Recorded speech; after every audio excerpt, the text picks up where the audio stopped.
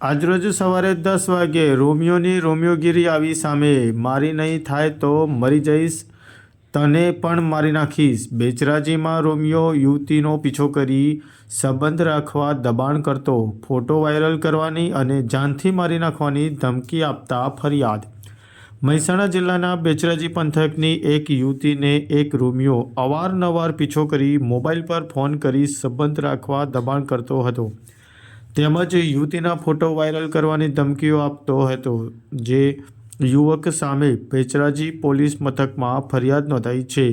યુવકે એવી પણ ધમકીઓ આપી હતી કે જો તું મારી નહીં થાય તો હું પણ મરી જઈશ અને તને પણ મારી નાખીશ. યુવતીના ફોન પર નવા નંબરથી યુવકે ફોન કર્યો હતો.